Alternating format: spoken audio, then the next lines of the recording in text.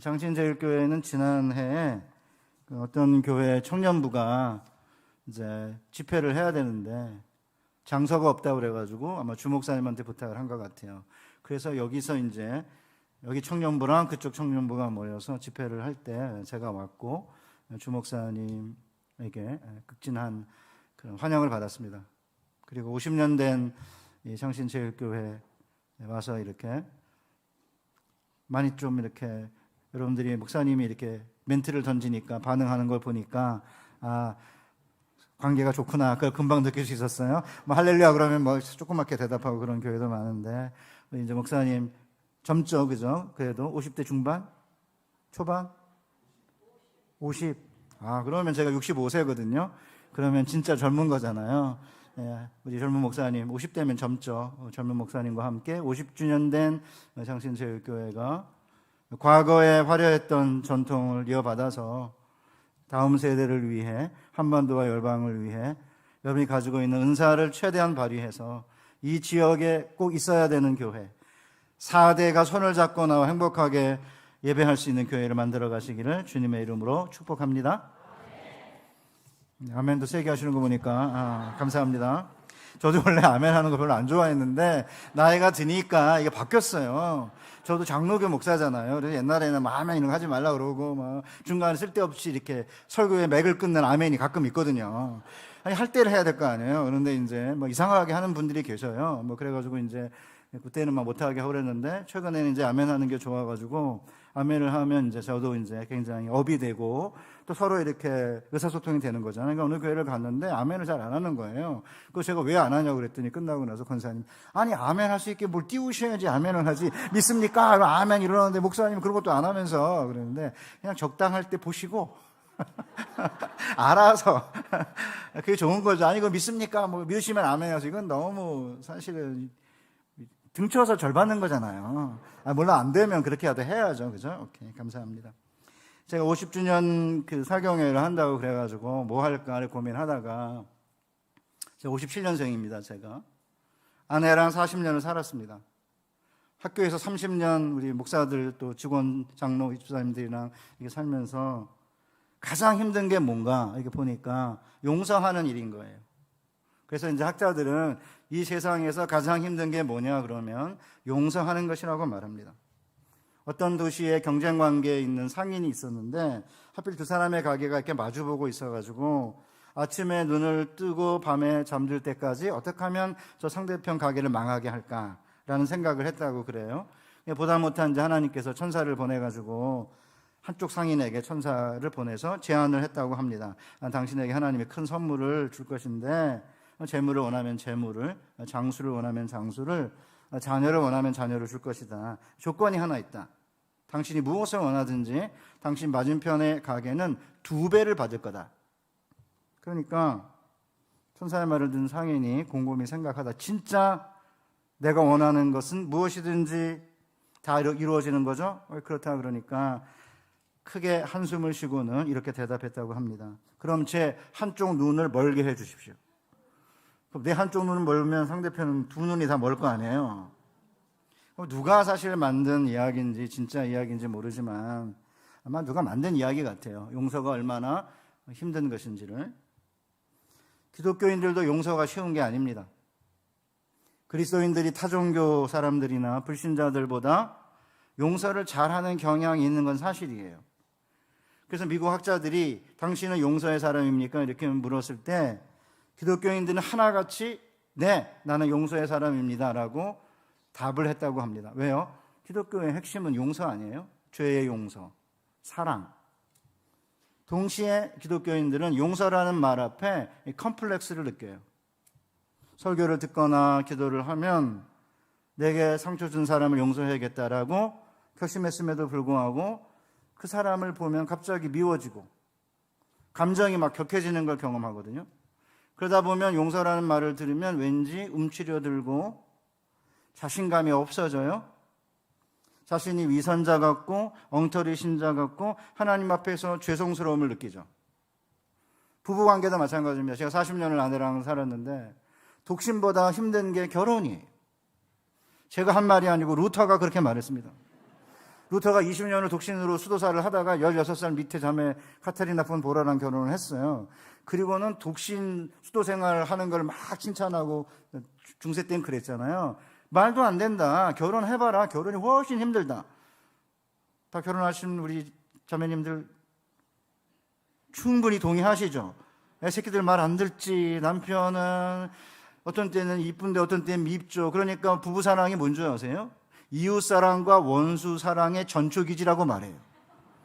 그러니까 부부가 살다 보면 이웃이니까 이웃사랑인데 어떤 때는 왼수잖아요. 그러니까 사실 하나님 우리를 부부로 엮어준 이유가 뭐냐면 이웃사랑도 해보고 원수사랑도 어떤 건지를 경험해봐라. 이래가지고 왼수 같은 인간을 만나가지고 이제 결혼하게 한 거예요, 이게. 그러니까 사실은 부부 생활을 하다가 보면은 아내를 사랑하고 용서하고 남편을 사랑하고 용서해야 되는데 한 입을 닫고 자는 부부 관계도 용서가 됐다가 그 다음에 밉거든요. 특별히 자매님들이 그러신 것 같아요. 목사들이 남자들은 좀 덜한데 폐경기에 들어가게 되면 제가 아는 목사님 사모님도 제 아내도 비롯해서 어떤 때 제가 너무너무 미웠대거든요. 저 왜 미워하는지 모르겠어요. 저는 아내가 그렇게 밉지 않거든요. 가끔 미울 때도 있지만 그렇지만 그렇게 미울 수가 없었다는 얘기를 여자분들에게 자주 들어요, 제가. 그러니까 아마 여성분들이 아이를 키우고 떠나보내고 폐경기를 겪고 우울해지면서 아마 특별히 이제 남자들이 원래 단순 무식하거든요. 단순 무식하니까 이게 말귀도 안 통하지, 철은 안 들지. 아내가 저한테 아직도 철이 안 들었다 그러거든요. 제가 65세인데. 그건 제가 아내한테 당신은 신앙의 철이 안 들었어. 뭔 소리하고 앉았는가. 지금도 이게 다투고 있습니다. 아내는 나한테 인간적으로 철이 안 들었다 그러는데 한 70 넘어가면 철이 들 것 같아요, 저도. 요새 제가 이제 많이 바뀌었습니다. 그래가지고 화장실에 그 종이도 갈아 끼우고 쓰레기도 이렇게 묶어서 밖에다 버리고 양말 벗을 때 잘 이렇게 빼가지고 집어넣고 뭐 이거 이제 좀 하고 있어요. 그래서 조금 이제 그런데 아직도 이제 멀었다고 그럽니다. 그러니까 이게 부부 관계도 마찬가지고 기독교인인데 남편이 밉고 어떤 때는 사랑스럽지만 어떤 때는 밉고 어떤 때는 용서한다고 그랬는데 또 용서가 안 되고 이게 뭐 하루에도 몇 번씩 감정이 왔다 갔다 하다 보면 또 교회에서 만나는 권사님들, 집사님들, 장로님들 이 관계도 50년을 함께 교회 생활을 했는데 과연 내가 용서를 할 수 있는 자인가? 그런 생각이 들면서 위선자다 아니면 엉터리 신자 정도가 아니라 용서가 가능한가라는 의문을 갖게 됩니다. 왜 그렇게 그러면 인간이 용서하기가 어려운가? 옛날에 불교도 똑같아요. 불교의 달마대사라는 사람이 뭐라고 그랬냐면 마음이 상처를 받으면 이렇게 웅거라는데요.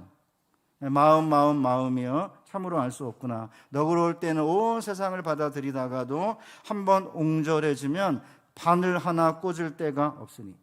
그러니까 이제 상처를 받으면 마음이 옹졸해져 가지고 바늘 하나를 꽂을 자리가 없으니까 용서가 안 된다는 거죠.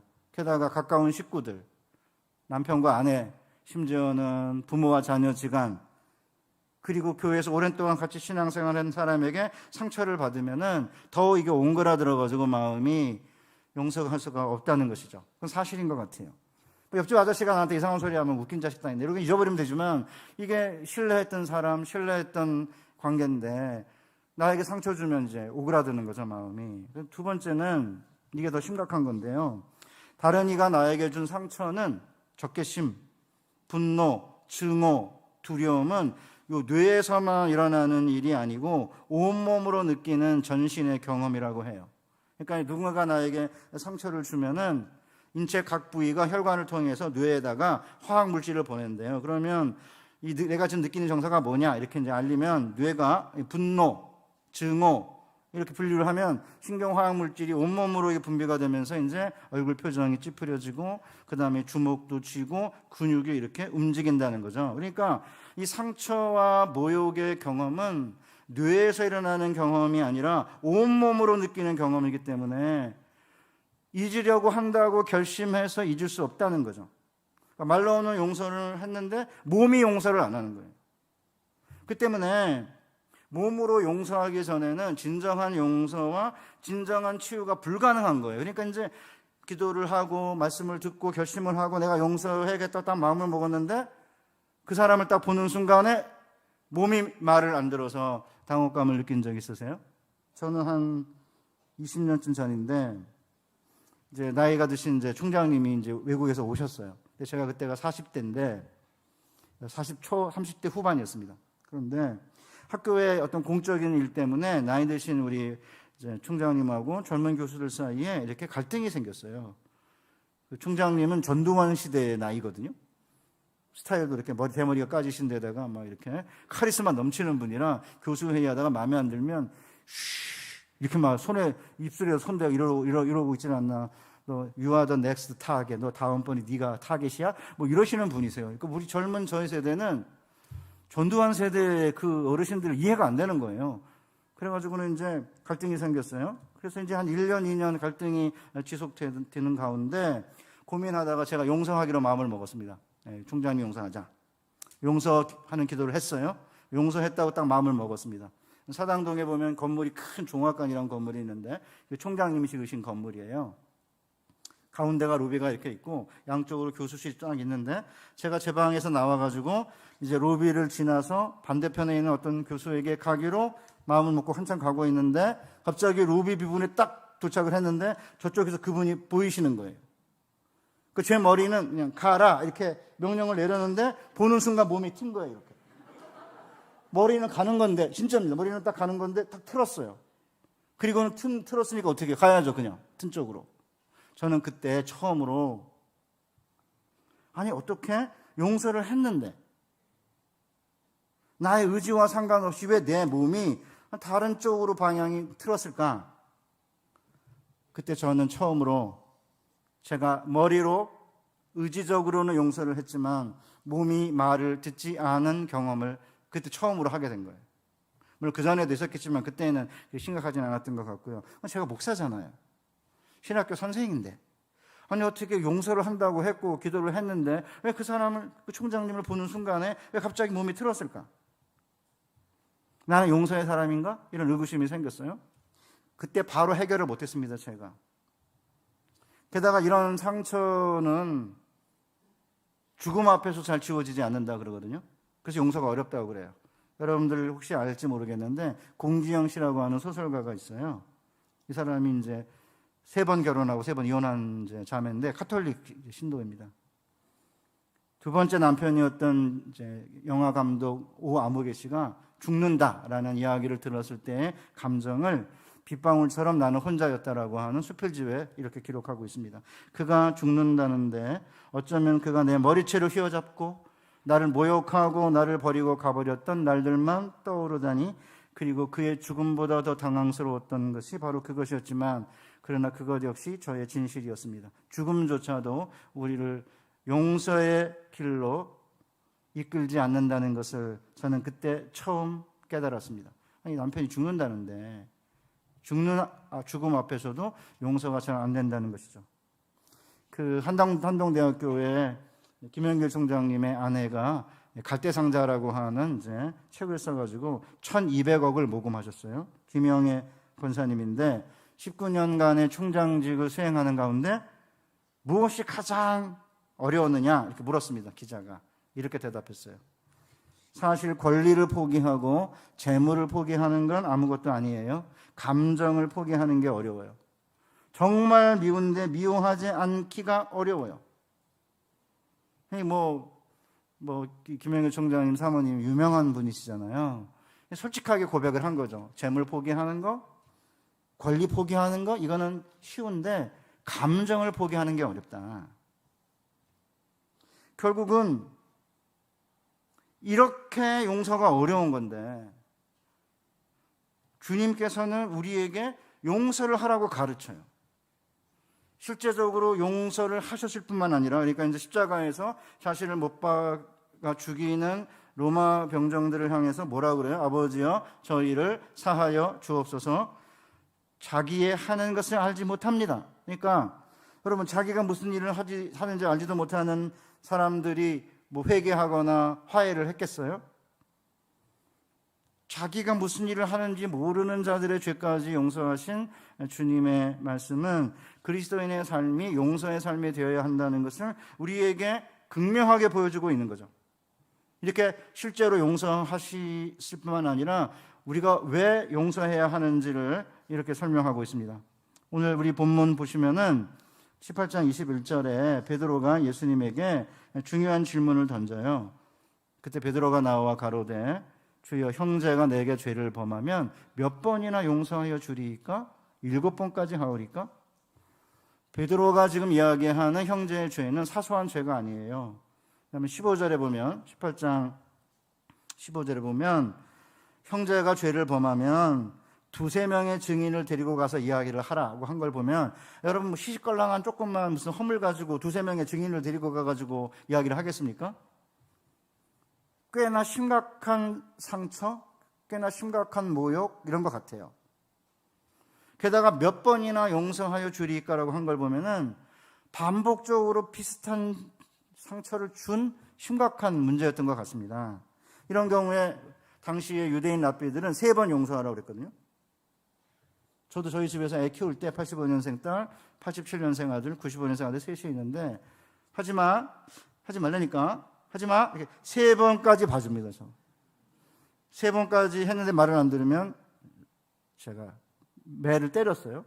요새는 또 이거 매를 때리는 이야기 하면 안 된다고 제 아내랑 딸내미가 요새 그 때리는 이야기 하면 걸리니까 절대 하지 말라고 그러는데 성경에 매를 대라고 그랬으니까 저는 그냥 하는 거예요. 오은영 박사님이 하지 말라도 아무 상관없어요.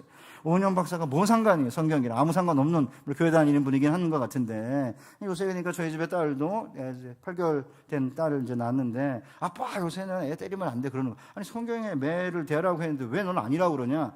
근데 자기가 보기엔 아닌 것 같아요. 좀 옥신각신하고 있어요. 8개월 된 애를 뭐 때리겠습니까, 사실은. 저는 이제 1살 좀 넘어가면서 이렇게 말 안 들으면 이렇게 매질을 했거든요. 3번. 저는 랍비보다 수준이 낮은 거예요. 3번까지 하라고 그랬으니까 뭐 랍비랑 비슷하네요. 오케이. 그러니까 이제 베드로가 이 3번까지 랍비가 용서하라고 그랬는데 여기 4번을 보태가지고 7번까지 용서해 주리니까 이렇게 베드로는 나름대로 충분히 7번이면 될 거다 이렇게 생각을 했던 것 같아요. 근데 예수님은 산 넘어 산이었습니다. 대답이 77번뿐만 아니라 70번씩 7번이라도 할지니라. 그러면 이게 7 곱하기 70이잖아요. 70 곱하기 7, 490번입니다. 그러니까 이제 이거를 7은 완전 숫자고 7도 완전 숫자인데 곱하기 10을 했으니까 그것도 완전 숫자인데 이걸 또 합쳤으니까 이건 완전 수다. 그러니까 끊임없는 용서의 정신으로 살아가야 된다. 이렇게 해석하고 넘어가면 안 됩니다. 왜냐하면 왜 굳이 그러면 무한정 용서하라 이렇게 안 하고 70번씩 7번이라고 했을까요? 70번씩 7번이라고 하는 숫자를 대충 넘어가서는 안 돼요. 따라서 왜 70번씩 7번이라도 용서해야 되는지를 한번 살펴보겠습니다. 여러분 솔직히 한 번도 아니고 70번씩 7번 용서할 수 있어요? 나에게 상처를 주고 손해를 끼친 사람 한 번 용서하는 것도 어려운데 왜 70번씩 7번을 용서하라고 했을까? 꽤 오래된 이야기인데요. 나이 드신 우리 어르신들이니까 충분히 기억할 것 같은데 열린우리당 의원이고 당시 보건복지부 장관이었던 김근태 씨가 2005년 2월 10일 날 그를 고문한 기술자 이근한 씨를 용서하고 대화합을 했다 이렇게 신문에서 대서특필을 했습니다. 이근한 씨가 이제 치안본부 남영동 분실에서 이 김근태 씨를 10차례에 걸쳐가지고 전기고문과 물고문을 행한 당사자였다고 그래요. 근데 언론의 기사와는 달리 김근태 씨가 이제 사실은 이제 자기가 나중에 정치 자금을 받았다 이래가지고 그 양심 고백을 했어요. 그러면 이제 우리가 보통 살려줘야 되는데 우리 그 정치 상황은 양심 고백한다고 살려주지 않아요. 그래가지고 결국은 고백하고 뒤로 물러났는데 다시 정치 생명이 이어지지는 않고 지금 이제 세상을 떠났죠. 예수 믿는 사람이 아닙니다. 근데 이제 공지영 씨가 좀 아까 제가 얘기한 공지영 씨가 진행하는 라디오 어떤 특별 인터뷰에서 사실은 제가 용서하지 않았다 이렇게 고백하고 있어요. 그래서 제가 그 공지영 씨의 이야기를 이제 듣고는 그리고는 이제 홈페이지에 들어갔습니다. 김근태 씨의 이야기를 제가 읽어보겠습니다. 악수를 했다. 한참 있다가 무릎 꿇고 사죄한다고 하는 걸 보면서 고맙다고 말했지만 마음까지 흔쾌해지지 않았다. 지난달 받은 고문의 상처가 너무 컸기 때문에 그랬을 것이다. 그러나 내가 개운하지 않았던 것은 내 머리와 이 가슴 속에서 끊임없이 일어나고 있는 어떤 질문이 있었기 때문이다. 저 사죄가 사실일까? 남영동 책임자인 박초원 씨의 치사한 배신에 분노하고 권력에 의해 토사구팽 당했다고 말하는 저의 말 속에 짐승처럼 나를 능욕하고 고문했던 과거에 대한 진실한 참회가 있는 걸까? 중형을 받을까 충분히 계산해서 나에 대한 고문 범죄와 공소시효가 지난 시점에서 비로소 자수했던 저 사람의 저 말에 대해 과연 믿을 수 있는 것인가? 끊임없이 의구심이 떠올랐다. 눈물을 흘리면서 얘기하는지 또 어느 정도 흘리고 있는지 나는 보고 있었던 것 같다. 그러나 그것은 신의 영역이구나. 감옥살이를 하고 있고 그 기대에는 못 미치더라도 사죄를 하고 있는 적이 분명 현실이다. 저런 저 사람에게 더욱 진실해야 한다고 요구하는 것은 내 권리를 넘어서는 게 아닌가? 어제 어느 목사님을 만나 말씀을 나누며 그렇게 마음을 정리했다. 그게 뭐죠? 뭐 대서특필하고 그랬으니까 그냥 속으로 내가 용서했다 그러면 훨씬 멋진 사람 아니에요? 그런데 정직하게 자기는 용서한다는 말을 하지 않았다고 말해요. 그렇기 때문에 쉽게 용서한다고 말하면요, 저쪽 세상 사람들은 위선자라고 그래요, 우리를. 제 얘기 잘 들으셔야 됩니다. 우리는 이제 사랑합니다 맨날 이러잖아요. 용서합니다 이렇게 많이 하기 때문에 솔직하게 용서가 지금 안 되고 말로는 용서한다고 했는데 몸이 말을 듣지 않는 상태인데 지금 만나면 용서한다고 그러고 사랑한다고 그러니까 저 바깥에 있는 사람들은 기독교인들은 위선자라는 거죠. 그러니까 김근태 씨처럼 예수 믿지 않는 사람인데 나는 용서한다면 안 나왔다 이렇게 말할 때 많은 사람들이 그게 맞다 그렇게 생각해. 왜? 용서가 너무나 힘든 것이기 때문에. 근데 사실은 기독교가 용서의 종교인 것 맞고 용서를 해야 되지만 용서를 너무 쉽게 이렇게 이야기하고 용서가 되지 않았는데 용서한다고 말하면 그 공동체는 위선의 공동체가 되는 거예요. 그렇다고 해서 볼 때마다 나 용서하지 않았어 너 두고 봐 이렇게 하면 안 되죠.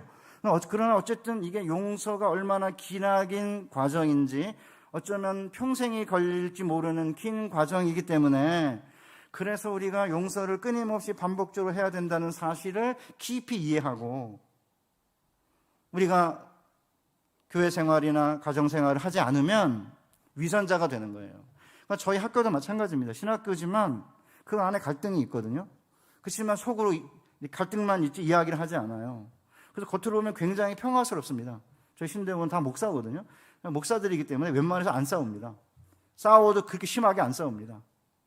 그래서 문제가 없는 것처럼 보이지만 사실은 진정한 용서와 화해에 이루지 않았으면 그 공동체는 용서 공동체도 아니고 화해 공동체도 아니고 위선의 공동체인 거죠. 그런 면에서 사실은 기독교가 끊임없이 십자가의 용서와 화해를 강조하는 게 뭐냐면 그게 그렇게 어렵기 때문인 거고 그래서 지금 우리 사랑하는 성도들이 또 이제 저한테 오늘 용서 이야기를 또 듣고 있는 거예요. 여러분이 정한 메시지가 제가 정한 겁니다. 그게 교회가 중요한 거예요.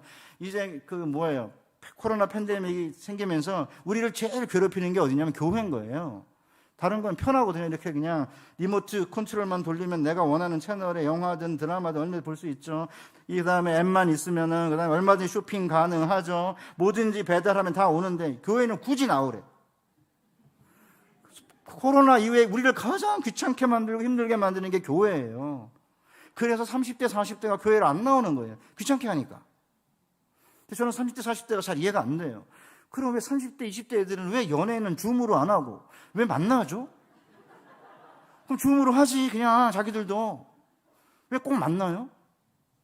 제 큰애가 애기 낳았다 그랬잖아요. 8개월 됐거든요. 동영상으로 이틀에 한 번은 봅니다. 그런데 진짜 보고 싶어요. 그래서 제가 서초동 살고 제가 용인 살거든요. 제가 웬만해서 안 가는데 딸내미가 아무리 맛있는 거 안 갑니다. 무슨 1시간 반씩 거쳐가서 딸내미가 사주는 밥을 먹고 앉았어요, 제가. 그런데 제가 손녀를 보려고 일주일에 한 번씩 갑니다. 낯을 가리기 시작하면서 자주 보면 기억하는데 저를 기억을 잘 못해요. 그러니까 나를 기억할까 못할까가 굉장히 중요한 관심사고요. 저를 이렇게 보고 안 웃어주면 굉장히 제가 우울해져요. 그리고 갑자기 이제 충격을 받죠. 왜냐하면 주님이 오시는 그날에 제가 안녕하세요, 예수님 그러는데 빤히 쳐다보시고 너 뭐냐? 그렇게 하실까봐. 내가 손녀를 보면서 그걸 경험하거든요. 그래서 자주 이제 손녀를 보려고 그러는데, 제 아내는 여러 번 갔기 때문에 그냥 난리예요, 제 아내를 보면. 근데 저는 그걸 잘 못해요.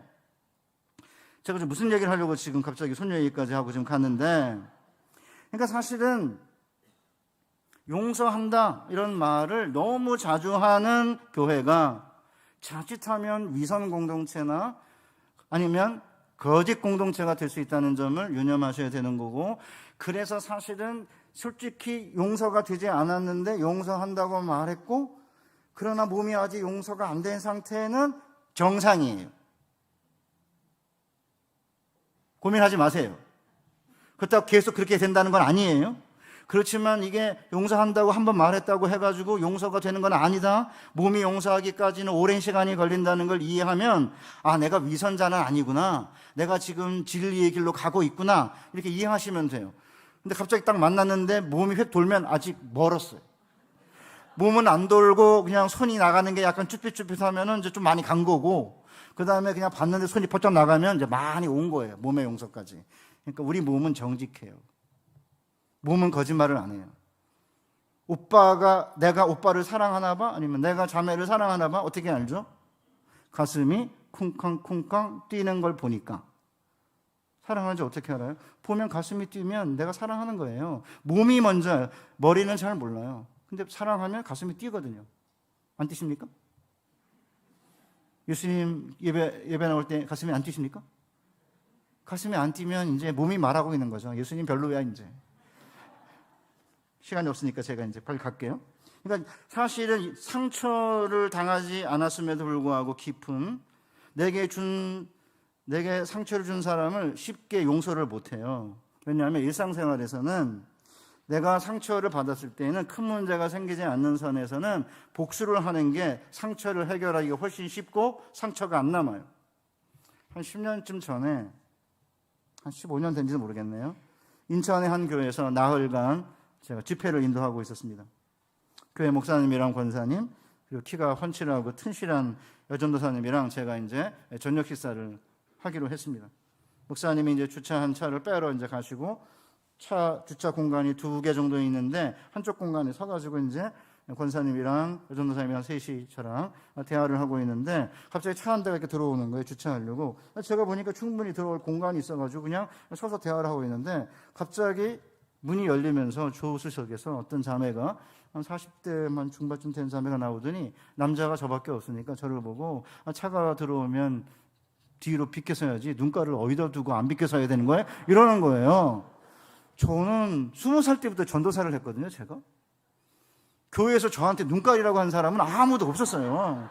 나이 많은 장로님, 권사님들, 할머니, 할아버지 이런 권사님들이 20살 된 저 전도사 옛날에 70년대 후반이니까 그때만 하더라도 정말 극진하게 대우해 주셨거든요. 뭐 새끼 전도사지만 그래도 이제 장차 교육자라고 권사님들이 집회를 금요 이렇게 성경 공부 뭐 구역 모임 가면은 맨 가장 중앙에다가 이렇게 방석 깔고 앉혀놓고 뭐 아장아장 걸어서 오더니 많이 컸네 이래 속으로는 말씀하시지만 그래도 전도사라고 저를 대접했기 때문에 저에게 눈깔이라고 하는 사람이 한 명도 없었어요. 제 평생에.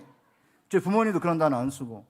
그 제가 옆에 자매랑 권사님이랑 전도사님이 없었으면 저도 한바탕 했을 텐데 제가 성격이 좀 안 좋거든요. 이렇게 말하면 편해요. 어쩌다 나중에 성격 부리는 거 여러분이 보시면 원래 저러더니 말이 그렇더니 그런 데니까 얼마나 편해요. 괜히 뭐 성격 좋은 척 해봤자 나중에 들통나면 골치 아프니까 제가 그냥 성격 안 좋다고 말하는 거예요. 저도 한 성과를 하는데 거기 이제 권사님이나 여전사님이 있으니까 그게 말을 못하고, 아니 자리가 충분해서 우리가 지금 옆에 서서 이제 기다리고 있는 건데 왜 이렇게 언어가 생경하십니까? 이렇게 정중하게 말을 했어요. 그런데 좀 있다가 갑자기 여전도사가 사라졌어요.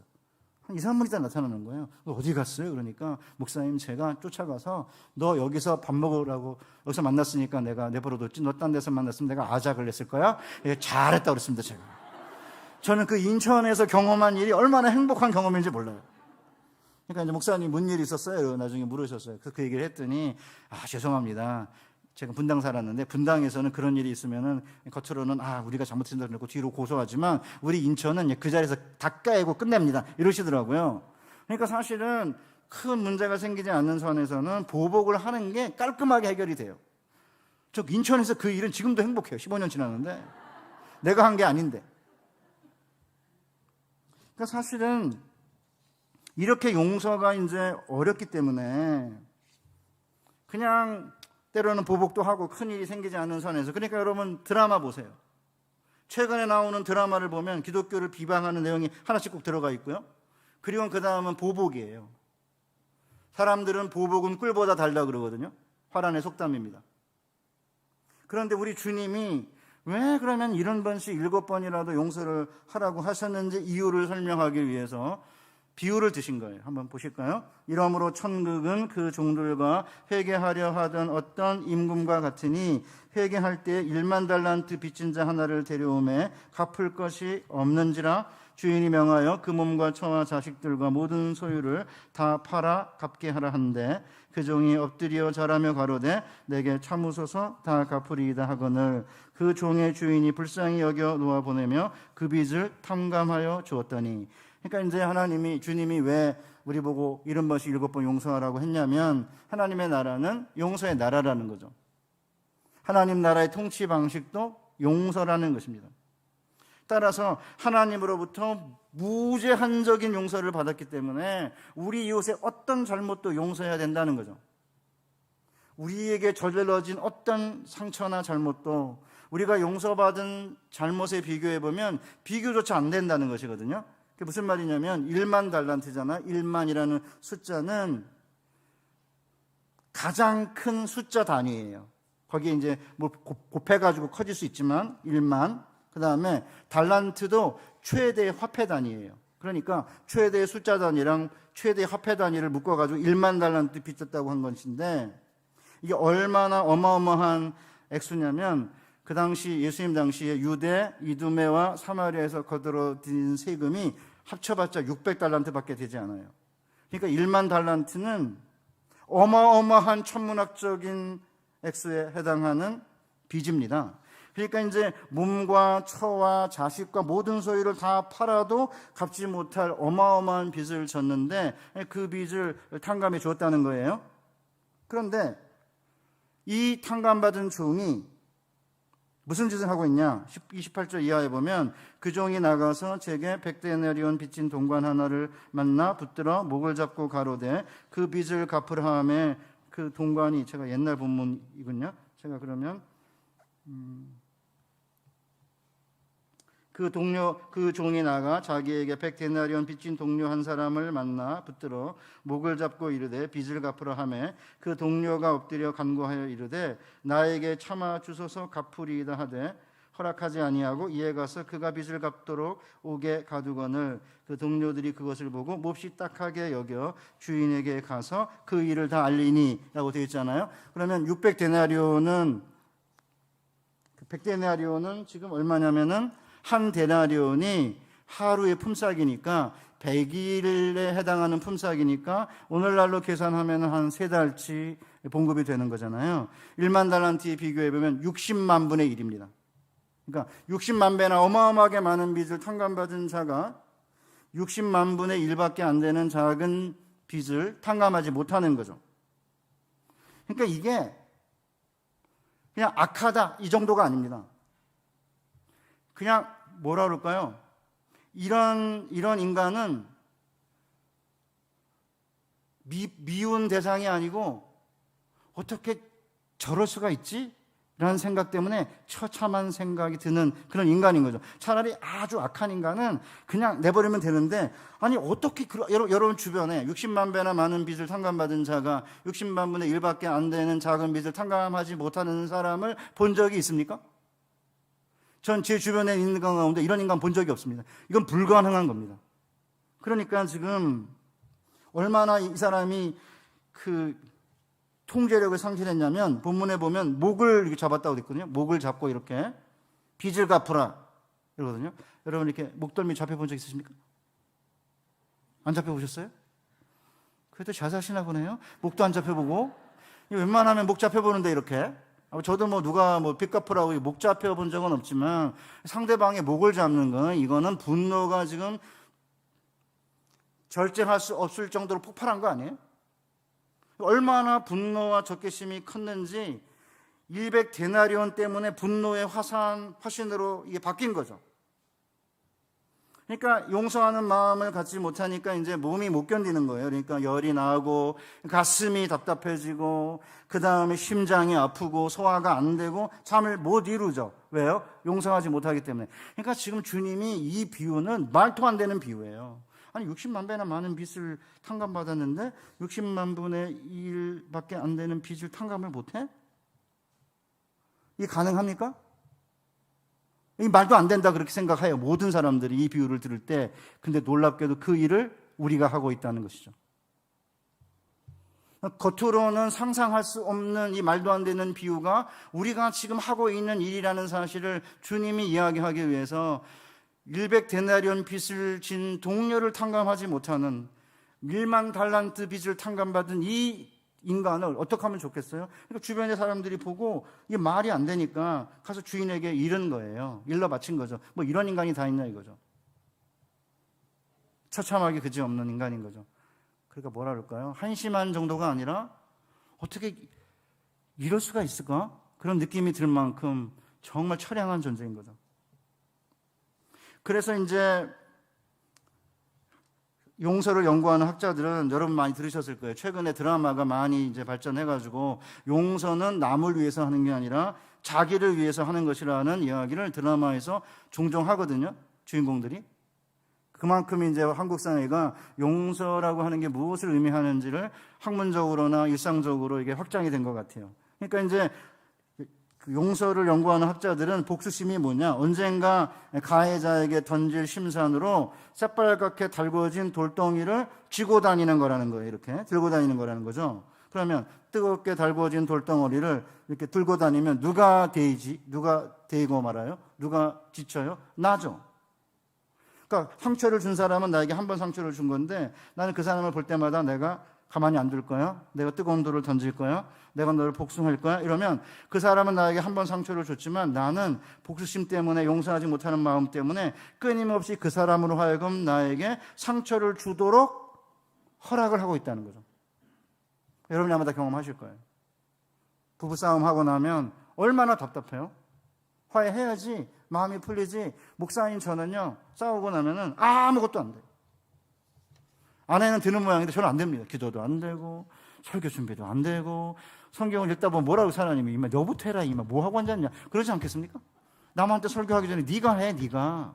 그러니까 이게 목사는요 진짜 이게 좋은 직업이 아니에요. 설교 준비를 하다 보면 항상 네가 해라 네가 문제다 임마 이러지 네 아내가 문제다 안 그러세요. 제 아내는 ENFP거든요. MBTI가 저는 ISTJ예요. 그 제 아내는 머리가 꽃밭이에요. 이렇게 눈이 오면 제가 단독주택에 살고 있는데 눈이 오면 저는 눈 치우는 게 의무예요. 그럼 나가서 눈 치워요. 아내는 뭐 하냐? 눈밭에 누워요 이렇게. 그리고 셀카 찍어요. 그 다음에 하트 만들어요. 미치겠는 거죠 저는. 아니 눈을 치워야 될 거 아니야 나와서. 그러니까 눈을 치우는 제가 있으니까 아내는 그냥 노는 거예요. 근데 그게 그 ENFP잖아요. 그런 스타일이. 그러니까 사실은 ENFP 계열의 이런 사람들은 싸우고 그 다음날 아침에 일어나면 그냥 해결이 된대요. 근데 ISTJ는 해결을 못해요. 이건 틀렸고 이거는 맞고 당신이 이렇게 한 것은 무슨 의도인지 이건 잘못된 거고 이렇게 계속 뭐 이렇게 따지고 들어가가지고 이제 아내의 항복을 받아내야 이제 잠이 오거든요. 근데 어느 날 아내가 이제 밤늦게까지 제가 계속해서 괴롭혔어요. 당신 틀렸다. 내가 맞고. 그러니까 12시 넘어가니까 갑자기 자기가 잘못했대요. 그래서 이제 깨달았구나. 그리고 이제 아침에 이제 자고 일어났는데 뭘 깨달았냐니까 자기 깨달은 거 없대요. 어제 잘못했다며. 졸려서 자야 되려고 한 거야. 그러면 그 다음에 해결이 안 되는 거잖아요, 사실은.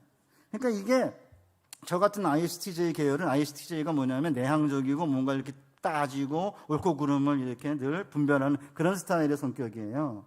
ENFP는 그냥 감정이에요. 그러니까 금방 미웠다가 금방 이쁘고 아무 문제 없는데 저는 어떻게 금방 이뻤다 금방 밉죠? 1시간은 가야지 뭐 이쁘든 밉든 바뀌지. 아니 어떻게 순간적으로 바뀌냐고. 그러면 이제 아내는 아니 금방 이뻤다가 금방 미울 수 있는 거지. 그게 왜 1시간이나 걸려야 되냐 이거죠. 그 시간 지나면 또 잊어버리면 되는 거지. 그러니까 사실은 이렇게 이제 뭔가 옳고 그런 걸 따지는 사람도 있고 ENFP 계열도 있는데 이게 섞여 있어요. 진짜 저랑 제 아내는 안 맞아요. 로또야 로또. 맞는 게 하나도 없어. ISTJ죠. ENFP인데 8개 항목으로 나누는 거거든요. 8개가 하나도 안 맞아요. 저는 처음에는 하나님 어떻게 이런 자매를 나한테 붙여주셨나 이랬는데 지금 40년 지나면서 느낀 건데 달라요. 생각이. 너무 달라요. 틀린 게 아니고 그냥 다른 거예요. 그래서 지금은 행복하게 생각합니다. 왜냐하면 8개가 다 있으니까 저희 부부에는 8개가 다 들어있어요. 하나님이 그런 인간을 만나게 한 거예요. 이 교회 안에도 이상하게 안 맞는 인간들이 있어요. 그 인간 교회 나갔으면 좋겠는데 안 나가. 죽어도 안 나가. 구역도 같은 구역이에요. 교사도 꼭 같이 해. 좀 맞받았으면 좋겠는데. 그러니까 하나님이 12제자, 예수님의 12제자 너무 다르잖아요. 이렇게 너무 다른 이런 존재들을 이렇게 엮어 놔가지고는 이게 이제 겨울밤을 지내는 고슴도치라고 그러잖아요. 우리가 추우니까 다 이렇게 가시가 많은데 추우니까 이렇게 붙어요. 그럼 찔러요, 상대방을. 아하, 나를 찌르네? 제가 나를 찌르네? 이거 아픈 거죠. 그러면 뒤로 물러나요, 이렇게. 그럼 추워요. 다시 붙어요. 그러니까 키에르케고르가 인간은 겨울밤을 지새는 고슴도치와 같다 이러거든요. 그래서 사실은 교회가 왜 중요하냐면 상대방이 나를 찌르는 걸 경험하고 이게 상처를 받으니까 아프네? 그걸 느끼는 거예요. 혼자 안 나가는 성도를 가난한 성도라는데 그 말도 안 되는 이름이에요. 안 나가는데 왜 성도입니까? 안 나오는 건 성도가 아닌 거죠. 물론 잠시 이렇게 좀 상처를 받아서 안 나올 수는 있겠지만 혼자 있으면 상처를 줄 일도 상처받을 일도 없어요. 그러면 자기가 가시가 있는지 몰라요. 와봐야, 같이 붙어봐야 이게 상처를 주네, 나를. 상대방이 또 상처받았다고 그러네. 그러니까 아직도 우리가 가시가 있구나를 느끼는 거기 때문에 이 교회 안에 진짜 이상한 인간이 있다. 정상이에요. 하나님 그렇게 만들었어요. 그 사람 절대 안 갈 테니까 너무 가게 해달라 기도하지 마세요. 그러면 더 안 갑니다. 그러니까 부부도 똑같아요. 다르기 때문에 저희 가족은 서로 다르기 때문에 울퉁불퉁하면서 40년을 보낸 거예요. 지금도 달라요.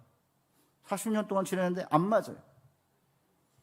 그러면서 아직도 내게 상처를 줄 가시가 있다는 걸 느끼게 되는 거고, 그리고 나서는 내가 이렇게 남에게 상처를 주는데 우리 주님은 그 많은 상처를 온몸으로 감당해 내시고 십자가 위에서 나를 죽으셨다는 것을 경험하게 되고, 그래서 십자가 앞에 나가는 거예요. 우리가 혼자 있으면요, 아까 제가 이제 독신은 결혼보다 쉬워요. 수도사들이 수도원에서 꽃갈모자 쓴 멋있는 옷 입고, 그 다음에 일 조금 하면서 밥 먹고 맨날 아침 저녁으로 기도하고 그 다음에 성경 읽는 게 그게 뭐 대단하냐? 루터가 한 말입니다. 수많은 식솔들을 거느리고 아브라함이 땅 한 평 얻지 못했는데 그저 약속 하나만 바라고 318명의 식솔들을 거느리고 롯도 구해야 되죠. 아이도 낳아야 되죠. 아이 못 낳으니까 또 하갈 데려다 동침해서 또 이스마엘 낳죠. 그러니까 또 하갈이 또 이삭을 희롱하죠. 이스마엘이. 그 다음에 또 이제 사라를 없인 여기죠. 그러니까 서로 또 싸우죠. 그 다음에 또 이제 사라가 또 쫓아내라고 그러죠. 그러니까 식솔들 거느려야죠. 땅 없으니까 여기저기 옮겨 다녀야죠. 기근 들죠. 아내가 이쁘니까 또 누이라고 거짓말도 해야죠. 애들도 또 낳아야죠. 키워야죠. 이러면서 믿음 하나를 가지고 약속을 붙잡고 사는 게 이게 위대한 거다 이렇게 말하고 있는 거고, 우리 장신제일교회 성도들 잘하고 계신 거예요. 공장하고 계시면은 그 식솔들 다 해야지. 안 나온 애들 또 챙겨야지. 봉급도 줘야지. 봉급날이 가까이 오면 또 이게 돈이 안 들어오면 그것도 해결해야지. 어음도 어떻게 할지 고민해야지. 또 교회에서는 또 성가대 하자고 그러지. 목사님이 자기 시간에 맞게 또 사경에도 정했지. 우리한테 물어보지도 않고 그냥 날짜 정하지. 이거 하라 저거 하라 그러지. 이런 어려운 상황 가운데 말씀을 붙잡고 믿음으로 사는 게 이게 하나님의 백성들인 거예요. 그래서 사실은 성경에서 우리 주님이 뭐라고 말하냐면, 용서는 저절로 되는 게 아니기 때문에 긴 과정이 있어야 된다. 그렇게 이제 주님이 말씀을 하신 거고요. 그래서 이제 학자들이 연구를 해보니까 우선 용서를 하기 위해서는 3단계가 있어야 된다는 거예요. 첫째가 뭐냐면 결단을 해야 된다는 거죠. 용서의 감정이 생기기 때까지 기다려서는 안 된다는 거예요. 그냥 상처를 받았지만 원래의 관계를 회복하기 위해서 용서하기로 결단을 해야 된다는 거죠. 예를 들어서 내 생일을 깜빡했어, 용서해줘 이렇게 하면 그래 주저없이 내가 용서할게 이렇게 그러니까 사실은 용서라는, 보통 자매님들 그러시잖아요. 아니, 용서하려면 용서할 마음이 생겨야지 하는 거지. 아니, 마음이 안 생기는데 어떻게 하냐 그래요. 제 아내가 하는 말이 늘. 뭘 얘기하라 그러면 아직 그런 분위기가 아니래. 무슨 분위기가 생길 때까지 기다리냐고. 그냥 하면 되는 거지. 그러면 남편이 마음에 안 들고 그럴 때 남편이 미안해 그러면 그 빈말 같기도 해도 빈말일 때가 있어요. 맞아요. 빈말도 해야죠. 어떡하겠어요. 그 상태를 모면하려면 빈말 해야죠. 아내가 마음에 안 들지만 예뻐라도 해야죠. 옛날에 제가 못했는데 지금은 합니다. 그러면 마음에 안 들고 원하는 답을 못 들었어도 그래? 당신 잘못했다고 그랬으니까 내가 용서할게. 이렇게 결단하라는 거예요. 이게 뭐냐면 이게 지적인 용서인 거죠. 그러니까 머리의 용서인 거예요. 그런데 이렇게 결단의 용서를 한다고 해가지고 실제로 용서에 도달하는 것이 아니라는 거죠. 가슴의 용서까지 가는데 시간이 걸린다는 거예요. 그러니까 용서한다고 결단을 했는데 그 사람이 하는 행동을 보면 다시 미움의 마음이 생기면 정서까지 아직 바뀌어지지 않은 건데 머리의 용서에서 가슴의 용서로 가는 길은 긴 거죠. 이게 한 달이 걸릴지 1년이 걸릴지 2년이 걸릴지는 모르는데, 그래서 이제 가슴의 변화, 가슴의 용서가 필요한데 어떻게 해야 되느냐? 미움의 정서 옆에 이렇게 이해하고 동정하고 긍휼히 여기는 정서를 병치시켜야 된다는 거죠. 그러니까 그 인간이 나를 이렇게 무시했어? 그러면 그 사람이 그때 좀 기분이 나빴나 보지? 뭐 이렇게 다른 정서를 옆에다가 병치시켜서 대체를 하라는 거죠. 그때 아마 조금 상태가 안 좋아서 집안에 어려움이 있어서 나를 보고 그랬나 보다 라든지, 내가 약간 질투심이 생기나? 내가 잘 되고 있으니까 그 질투심이 생겨서 그랬나 보지. 이렇게 미움의 정서, 부정적인 정서가 생길 때마다 그와 반대되는 긍정적인 정서를 갖다가 대체를 시켜가지고 바꿔야 되는 연습을 끊임없이 하게 되면은 온전한 정서적 용서가 된다는 거죠. 그러니까 머리의 용서에서 이제 가슴의 용서로 가는데 이게 얼마 걸릴지 몰라요? 가슴에서 몸의 용서까지 가는 데는 더 많은 시간이 걸린다는 거죠. 그래서 우리 주님이 뭐라 그런 거예요? 70번씩 7번이 아니라 70번씩 7번이라도 해야 된다. 그 말이 뭐죠? 그 사람이 하는 동일한 잘못을 7번이 아니라 70번씩 7번을 용서해야 될지도 모르는 긴 과정이라는 거죠. 그렇지 않으면 우리 주님이 왜 70번씩 7번이라고 했겠습니까? 그렇다고 이제 권사님들이나 우리 장로님들이 너 잘못했지 이놈, 1번, 2번 이렇게 한번 써보세요. 몇 번까지 쓸 수 있는지. 490번 한번 써보세요. 70번씩 7번을 용서하라고 한 것은 뭐냐면, 용서한다고 말을 했는데 미움의 감정이 생기는 것은 어쩌면 당연한 것인지 모르고 용서란 긴 고통의 과정이기 때문에 이런 사실을 깨닫지 못하면 나는 위선자거나 아니면 용서할 줄 모르는 실패자라는 느낌이 들면서 자기를 또 비난하거든요. 그렇게 되면은 나중에 용서란 불가능한 거다 이렇게 자포자기하게 되는 거고, 그리고는 말로는 용서했다고 거짓말을 하게 되니까 위선자가 되고, 그런 사람들이 모이게 되면 위선 공동체가 되는 거죠. 그래서 이렇게 용서가 긴 과정이라는 걸 이해하면요 굉장히 자유가 많이 생겨요. 그렇다고 용서는 긴 과정이니까 계속 내가 미워할 거 그렇게 하시면 안 되고, 그럼 자기 손해니까. 루이스 비 스미즈라고 하는 플러신학교의 윤리학 교수님이 계세요. 목사님인데 자녀를 입양을 했어요. 애를 갖지 못해가지고. 근데 용서와 사랑에 대해서 평생을 연구한 분인데, 그분이 이렇게 자기의 경험담을 언급하고 있습니다. 저는 어느 날 내가 사는 마을에서 한 경찰관이 아무 이유 없이 제 막내 아들을 학대하는 걸 보고 분노에 쌓이게 되었습니다.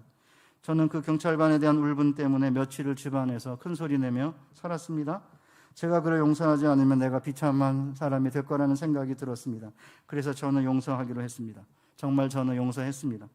저는 서재로 들어가 무릎을 꿇고 말로니 경찰, 내가 너를 용서한다. 하나님의 이름으로 내가 너를 용서한다고 했습니다. 저는 이렇게 해서 모든 게 용서된 줄 알았습니다. 그런데 1년이 지난 어느 날 순찰차를 차고 가는 그 경찰관을 보는 순간 저는 용서를 다시 해야 했습니다. 다시금 분노가 생겼기 때문입니다. 그런데 이번에는 두 번째 용서였기에 조금 쉬웠습니다. 그리고 몇 년 후에 저는 그 경찰관이 난폭한 행동으로 말미암아 해임되었다는 소문을 들었습니다. 그런데 그 소식이 제게는 꿀보다 달게 느껴졌습니다.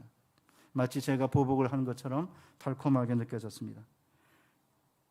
그때 비로소 저는 다시 한번 그를 용서해야 한다는 사실을 깨달았습니다.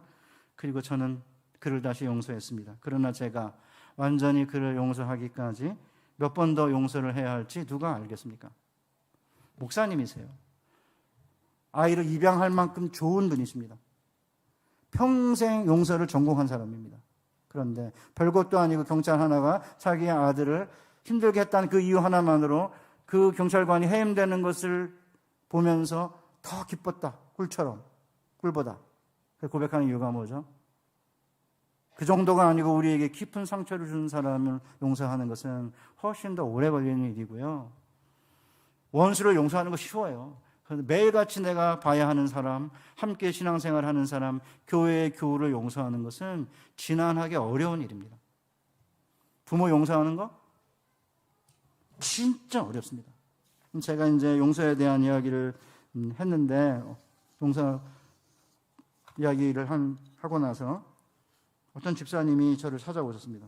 제가 이제 경주 김씨 계림군파 39대 손이라 그러니까 자기도 이제 경주 김씨 계림군파다 이렇게 하면서 저한테 오시고는 제가 이제 아저씨 뻘이라는 거예요. 그리고는 목사님이 용서에 대한 이야기를 들었는데 자기가 굉장히 깊은 감동을 받았다는 거예요. 아버님이 교육자인데 외도를 하면서 집안을 어렵게 해가지고 90이 넘은 아버님을 아직도 용서하지 못했는데 그 이유를 이제 알게 됐다고 막 글썽거리시더라고요. 아니 뭐 외도를 했는데 아버님이 90이 되었으면 그 아버님이 무슨 힘이 있겠습니까? 그런데 용서가 안 됐다는 거죠. 그리고는 이제 부모 목사님 하고 이렇게 점심 식사를 하라고 그러면서 저에게 봉투를 주셨어요. 제가 이제 고맙다고 그러고 돌려보냈습니다. 그리고 봉투에 얼마가 들었는지 확인하지 않고 그냥 제가 설교하러 간 거니까 부목사님에게 드리면서 부목사님 식사하세요. 그래서 제가 이제 설교하러 간 거거든요. 몇 줄을. 아쉬운 게 하나 있어요. 얼마인지 확인하고 줄 걸. 제가 가짜 그러는 게 아니고 제가 그냥 농담삼아 한 말이에요. 그리고 나서는 이제 국군중앙교회 한번 간 적이 있었는데 제가 이제 그때도 굉장히 이제 중요한 이야기를 해야 되겠다고 마음을 먹고는 이제 용서에 대한 이야기를 했는데 그분이 국방부 장관도 하시고 그다음 국정원 원장도 하신 장로님이세요. 맨 앞에 항상 앉아 계세요. 권아무개 장로님이신데 집회가 딱 마치고 나가지고 이제 집에 가려고 주차장으로 딱 내려가니까 장로님이 이제 권사님이랑 서 계시더라고요. 그러니 제 손을 이렇게 딱 잡고는 목사님, 제가 용서의 사람이 아닌가 봅니다. 그래서 제가 손을 붙잡고 맞습니다, 장로님. 저도 용서의 사람이 아닌가 봅니다. 이렇게 이제 손을 잡고 같이 대화를 한 적이 있습니다. 한 분은 자기가 이제 그 장군인데 선배 때문에 사실은 진급을 많이 못하고 소장으로 진급을 못하고 해병대 준장으로 이제 전역을 한 분이신데 장로님이세요. 30년 전에 있었던 일인데 그 후에 이제 대학에서 박사학위도 받고 대학에서 경제학 교수로 가르친 후에 은퇴를 하고 아들도 의사로 잘 키웠는데 대학에 있는 동안에 장성 모임에 안 갔대요. 30년 전에 있었던 그 진급을 못하게 했던 그 선배 용서했다고 그럽니다. 그리고 그 후에 사이가 좋았다고 그래요. 그런데 이제 얼마 전에 장성 모임에 갔는데 다들 이제 뭐 소장, 중장 이렇게 전역자들이 그분을 중심으로 인사하고 있는 바람에 자신을 준장이라고 말하지 못하고 별 하나, 소장은 둘이고 중장은 셋이에요. 그냥 기수만을 말하고 돌아왔다고 그럽니다. 그래서 집에 왔는데 갑자기 밤에 잠에서 깨었고 그 선배가 너무 미워서 1시간 30분 동안 잠을 이루지 못하고 책을 봤다. 30년 전 일이기 때문에 용서한 줄 알았는데 용서를 한 게 아니었다. 그러면서 저에게 목사님 말씀 맞는 것 같아요. 30년 전 일인데 제가 아직도 용서를 하지 못했습니다. 이런 일이 한두 가지가 아닙니다. 여기 근처에 장춘교회가 있죠. 장춘교회에 남창훈 목사님이 아예 책을 썼어요. 그 책에 나오는 이야기니까 제가 이렇게 공개해도 큰 문제가 없을 것 같아요. 책에 쓴 거니까 본인이. 하루는 선교위원장이 찾아왔다. 목사님, 이번에 청년들이 태국으로 단기 선교 가려고 계획을 세웠답니다. 선교비가 대략 1,800만 원 정도 들 것 같습니다. 아, 그래요? 선교 가야죠. 근데 돈 문제는 제가 결정할 수 있는 게 아니라 당회에서 결정해야 하니까 거기서 이야기하도록 하죠. 당회에 들어가 청년들 단기 선교비로 1,800만 원이 든다고 말하면서 선교비를 지원해 주는 것에 동의하는지 물었다. 그랬더니 장로님 한 분이 단박에 반대했다. 솔직히 거기 자기네 휴가 받아서 놀러 가는 거지 선교 가는 겁니까? 선한 뜻을 가지고 가는 선교인데 그걸 바캉스 가는 걸로 치부해 버리는 게 너무 화가 났다. 그래도 가만히 있었다 일단은. 그런데 바로 이어서 툭 던진 말이 있었다. 그리고 말이야, 그 아이들이 선교 간다고 다 신학교 간답니까? 긍휼한 마음, 희생정신으로 가는 단기 선교와 신학교는 또한 무슨 상관이란 말인가? 결국 화를 참지 못한 나는 바로 받아쳤다. 아니 장로님은 놀러 갈 때 그런 데로 가십니까? 청년들이 에어컨 없는 버스 타고 12시간씩 비포장 도로로 달려 시골 마을에 가서 냄새나는 음식 먹고 목이 뜯겨가면서 지내러 가는 겁니다. 그것도 자기 돈 50% 들여서 간다고요. 1년에 딱 한 번 휴가 있는 거 편하게 쉬지도 않고 가는 겁니다. 순간 얼음물 확 들이부은 것 마냥 회의실 분위기가 싸해졌다. 다들 아무 얘기도 못하고 있었다. 그런데 거기서 멈춰야 했는데 내가 참지 못하고 한마디 더 내뱉었다. 나 같으면 발리섬으로 가겠네. 순간 속으로 이렇게까지는 말하지 말았어야 했는데 아차 싶었다. 하지만 일단 회의는 정리하고 끝냈다. 그리곤 황급히 내 방으로 돌아왔는데 마지막에 왜 그렇게 못되게 말했나 싶어 마음이 불편했다. 상대의 마음을 배려하고 잘 가려서 말했어야 했는데 화가 난다고 속마음을 거르지 않고 그대로 내비친 내 자신이 너무나 부끄러웠다. 나 이제 어떡하지? 나중에 다른 장로님에게 들어서 한 사실인데 그 장로님은 회의가 끝난 후 넉나간 사람처럼 그렇게 말씀하셨단다. 나 이제 어떡하지? 이렇게. 그런 얘기까지 들으니 더더욱 마음이 쓰라렸고 그날부터 그 회의 상황이 계속 머릿속에서 떠나지 않았다. 하나님 앞에 죄송하고 장로님한테 죄송하고 그렇게 말한 내 자신한테 스스로 화도 나고 젊은 목사가 70을 바라보는 장로님한테 뭘 한 건가 하는 생각에 일주일 내내 부끄러워서 기도조차 잘하지 못했다. 이대로 있어서는 안 되겠다 싶었다. 금요 철야 예배를 끝내고 장로님 집으로 찾아갔다. 희한하게도 그날따라 내 마음을 반영하듯 비까지 주룩주룩 내리고 있었다. 딩동 벨을 눌렀다. 아마도 안에서 내가 온 걸 본 모양이었다. 장로님 집이 단독주택이어서 담 너머로 집 안에 불이 켜져 있는 걸 봤는데 그 순간 불이 확 꺼졌다. 띵동. 다시 벨을 눌렀다. 역시 묵묵부답이었다. 아무리 벨을 눌러도 문을 열어주지 않았다. 굳게 닫혀있는 그 대문이 마치 나를 향해 닫아버린 장로님 마음 같았다. 우산도 없어서 비를 고스란히 맞으며 그대로 1시간을 서 있었다. 그날은 그렇게 돌아설 수밖에 없었다. 주일이 되어 장로님을 보자 그 앞에 무릎을 꿇었다. 용서하세요 장로님. 아니 목사님 왜 이러십니까? 내 모습에 놀란 장로님이 날 일으켜 세우려고 하며 어쩔 줄 몰라 하셨다. 아닙니다 장로님. 어떤 이유든 제가 잘못했습니다. 장로님한테 그렇게 하고 이런 상태로는 제가 목회할 수가 없습니다. 용서하세요. 장로님이 우셨다. 재정위원장으로 경비 걱정에 그렇게 말한 것이라고 미안하다고 하셨다. 나 역시 아버님 같은 장로님한테 함부로 말한 걸 용서해달라며 함께 울었다. 우리 둘은 서로 부둥켜 안고 울면서 서로에게 용서를 빌었다. 그렇게 해서 둘이 따뜻한 화해를 이루었다. 하나님의 은혜가 있으면 마음이 부드러워지는 것이다. 그게 차고 넘치면 다른 사람한테 선한 영향을 미치는 것이다. 따뜻함을 저절로 풍기는 것이다. 이 일을 통해 목회는 말로 하는 게 아니라는 걸, 꾀로 하는 것도 아니라는 걸, 계산으로도 하는 게 아니라는 걸, 오직 은혜로 하는 것이라는 걸 깨달았다. 얼마 전에 은퇴하셨어요. 성악을 하신 이제 목사님이신데, 제가 이제 오늘 우리 사랑하는 성도님들과 함께 무슨 이야기를 하려고 하는 겁니까? 이게 사실은 가장 내가 사랑하는 사람을 미워하고 용서하지 못하는 게 우리를 가장 올가매는 거거든요. 이렇게 일주일에 한 번 모여서 예배 드리고 같이 성경 공부하고 구역 예배하고 같이 또 수요 기도회나 아니면 금요 철야하고 이렇게 모이는 게 정말 보이지 않는 교회가 예배를 드리고 함께 모이면서 교회가 드러나는 것이고 주님이 성찬을 우리에게 어떻게 베푸시는지를 맛볼 수 있는 곳이고, 이게 미래 우리가 들어갈 천국잔치의 예표인데, 50년 내 우리 교회가, 특별히 성신제일교회가 오랜 동안 50년 동안 있었으면은 다른 사람들보다 훨씬 상대방도 잘 알고, 그 집안 역사도 잘 알고, 그 가족의 자녀들도 다 알 거라고 생각해요. 그러다 보니까 의견 충돌도 있을 수 있었을 것 같고요. 저도 학교에 30년 있었기 때문에 몇 년 안 된 사람들과는 비교가 안 될 만큼 여러 사람들과의 관계가 이렇게 얽혀 있어요. 다른 사람들이 설명을 못 해요. 일일이 설명하려면 몇 시간이 걸리는 거고, 그런 얘기 다 하면은 사람들이 쪼잔하다 그래요. 그러니까 우리 교회 안에서 일어난 일들이 선한 일이고 주님을 위한 일이고 자기 소신대로 다 사실 하나님 위해서 한 일일 수 있지만, 이걸 다 설명하려면 너무 오래 걸려요. 그렇기 때문에 용서는 혼자 하는 것입니다. 화해는 둘이 하는 거고요. 화해는 가해자가 잘못했다고 인정하고 보상을 할 때만 같이 하는 게 화해예요.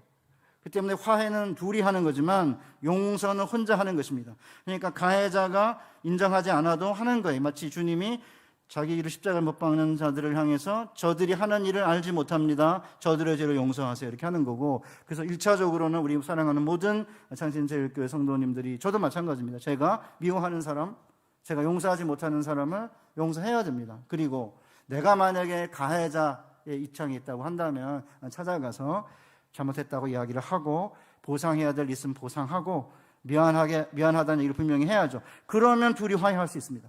그러기에 교회는 단순히 용서의 공동체로 머물러서는 안 되고 화해의 공동체가 돼야 되는 거예요. 그래서 우리 주님이 제물을 제단에 드리려고 하다가 다른 사람에게 상처 준 일이 있으면 제물을 놔두고 가서 그 사람과 화해하고 와서 제사를 드리라고 하잖아요. 그러니까 사실은 용서는 했는데 화해가 되지 않으면 함께 일을 하기가 어려워요. 그래서 성신제일교회가 50주년을 맞이해서 우선 지난 과거에 있었던 일들을 저 사람이 나한테 잘못했다고 하지 않아도 우선은 내가 먼저 용서하는 용서의 사람이 되고, 그 다음에 내가 가해자라면 찾아가서 잘못했다고 이야기하고 용서를 구하고, 그러면 그 다음에 화해의 공동체가 되면 그때서야 비로소 우리는 미움과 복수와 보복의 이런 정신에서 벗어나서 진정한 기쁨과 진정한 평화를 누리게 되는 거예요. 그렇게 되면 교회는 진리 공동체가 되는 거고, 그러면 교회는 용서의 공동체인 거고, 그렇게 되면 화해 공동체가 되고, 그러면 여러분들이 이게 진짜 하나님 우리에게 원하시는 샬롬이구나, 이게 기쁨이구나 느끼게 되는 거고요. 부부가 싸우고 나면 하루 종일 뭐가 안 되잖아요. 그러다 화해하면 행복하잖아요. 기쁘고. 그러니까 가정뿐만이 아니라 그냥 정으로 살지, 교회도 오랫동안 같이 있었으니까 이렇게 하지 말고 정말 용서와 화해를 목표로 나아가는 우리 사랑하는 우리 성도님들 되시기를 바랍니다. 마지막으로 제가 손양원 목사님 이야기를 해야 될 것 같아요. 손양원 목사님, 사실은 손양원 목사님을 이야기하는 것은 목사로서는 쪽팔리는 일입니다. 손양원 목사님도 목사님이고 나도 목사인데 손양원 목사님 이야기를 이렇게 하면 너무 창피해요. 우리가 다 아는 대로 손양원 목사님이 나환자 애양원 촌에서 목회를 하면서 보기만 해도 흉하고 냄새가 나는 이제 나환자들을 대상으로 목회하는 것도 어려운데, 인간의 침이 나환자의 병에 도움이 된다고 해서 청년의 이 고름을 입으로 이렇게 빨아낸 이야기는 이 꿈에서도 상상이 안 갑니다. 저는 더욱이 23살과 18살의 젊은 아들 둘을 죽인 청년 안재선을 아들 삼겠다고 했을 때 첫째 딸인 손동희 여사랑 나눈 대화는 기독교의 용서와 화해가 어떤 능력이 있는지를 잘 보여주고 있습니다. 제가 KBS에서 성탄 특집으로 죽음보다 강한 사랑이라는 이제 방송을 한 적이 있는데, 제가 그 대목을 여러 번 제가 반복해서 보면서 제가 그대로 기록한 것입니다. 용서하면 용서했지 아들로 삼는다는 말은 무슨 뜻입니까? 아버님이 그놈을 아들 삼으면 내게는 오빠가 된다는 것인데, 내 두 오빠를 죽인 그 원수가 어떻게 내 오빠가 된다는 말입니까? 하늘 아래 이런 일이 있을 수는 없습니다. 아버지 제발 이러지 마세요. 이렇게까지 하지 않으면 예수를 못 믿습니까? 라고 제가 막 소리치니까, 동희야 성경을 자세히 보아라. 성경 말씀에 원수를 사랑하라고 했다. 용서만 가지고는 안 된다. 사랑하라고 했으니 아들 삼아야 하지 않겠냐? 그러니까 이제 방송의 그 내레이터가 손양원 목사님이 어떻게 아들을 둘 죽인 청년을 용서했을까? 용서라도 모자라서 사랑을 했을까? 그 질문을 지고 십자가처럼 지고 온 사람이 있습니다라고 한 후에 이 손 목사님의 아들인 손동인과 손동신을 죽인 안재선 씨의 아들 안경선 목사를 소개해요. 안경선 목사가 어느 책상에 꽂혀있던 사랑의 원자탄이라는 책을 보고 손양원 목사님이라는 이야기라는 걸 이제 알고는 한번 읽어볼까라는 생각이 들어서 읽었는데 얼마 안 가서 여순 사건이 나오고 손동인, 손동신의 이름이 나오더니 아버지 이름 석자가 나오는 걸 보고는 더 이상 책을 읽어갈 수가 없었다고 말합니다. 자기 아버지가 손동인, 손동신을 죽인 이제 살인자니까. 그리고는 오랜 동안 십자가처럼 무거운 짐을 지고 살았는데 나중에 이제 고모님들이 손양원 목사님의 따님들이 안경선 목사의 무거운 짐을 덜어주었다고 합니다. 고모님들이 그러시더라고요. 5명이 동인이와 동신이에게 총을 쏘았기 때문에 누구 총에 맞았는지 모른다. 현장에 있었다는 사실 때문에 아버님이 그런 일을 치르는 것이니까 너무 가슴 아파하지 말아라. 그리고 나서는 이제 안경선 목사가 고백한 다음에 내레이터가 이렇게 말해요. 서로가 서로를 구하는 힘이 사랑이리라. 결국 사랑은 구원의 다른 이름이 아닐까? 피해자가 돼서 가해자를 용서 못해 고통받는 사람도 있고 자기가 남에게 용서받지 못할 가해자가 되어 일평생 그 무거운 짐을 가지고 살아가는 사람도 있을 것이고 그런 사람들이 어디 가서 치유받아야 할까요? 그것은 손양원 목사님이 우리에게 대답해 주는 것 같아요. 이렇게 이제 안경선 목사가 고백을 해요. 그리고 나서는 방송 끝에 손양원 목사님의 이런 삶이 가능했던 것은 그분 뒤에 있는 더 큰 사랑이 있었기 때문이라고 그렇게 내레이션이 끝맺어지고 있습니다. 6.25 동란이 터지고 위태로워지니까 내양원의 목사님들과 장로님들이 다 피신하려고 배 탄 후에 예배까지 다 드렸는데 배가 출발하려고 하니까 손 목사님이 성경 하나를 달랑 들고 와서는 당신 먼저 가라. 내 하나 살겠다고 내 양떼 죽는 거 못 본다. 그래서 피난 가기를 거부하셨다고 합니다. 그때 손양원 목사님이 유명한 말을 했다고 그래요. 이 세상에 어디에 이 세상에 피난처가 있단 말인가? 주님의 사랑의 울타리 외에는 피난처가 없다. 사랑하는 창신제일교회 성도 여러분, 우리가 어떤 직업을 가지고 있든 우리의 신분이 무엇이든 우리가 사회적으로 얼마나 고귀하든 중요하지 않습니다. 이 세상에서는 사랑이라는 게 과연 있냐? 용서가 가능하냐 과연? 화해가 가능하냐 묻고 있지 않습니까? 최근에는 이제 여러분 다 아시다시피 국민의힘과 더불어민주당이 극렬하게 지금 대치하고 있잖아요. 서로 비방하고 모욕 주고 뭐 이러고 있는 상황에서 교회가 할 수 있는 일이 뭘까 과연? 부부가 서로 미워하고 짜증내고 싸우고 교회 안에서 막 갈등이 커져가지고 분란이 일어나고 그러면 세상에 줄 메시지가 없는 거죠. 그러니까 세상도 KBS에서 성탄 특집하면서 왜 죽음보다 강한 사랑이라고 손양원 목사를 얘기할까요?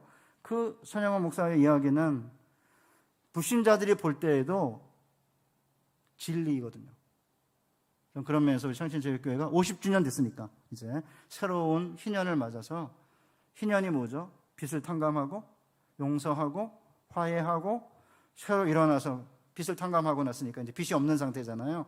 다시 일어서서 원래의 땅을 회복받고 갇힌 자에게 노임을 눈먼 자에게 보게 함을 주의 은혜의 해를 선포하면서 창신제일교회가 여러분들의 자녀들이 복을 받고 세상에서 하나님에게 사랑받고 이 교회가 이 주변에 있는 지역과 한반도와 열방에 복이 되는 그런 아름다운 교회를 우리 목사님과 함께 우리 50 목사님과 함께 젊은 우리 목사님과 함께 만들어가는 복된 교우 되시기를 주님의 이름으로 축복합니다.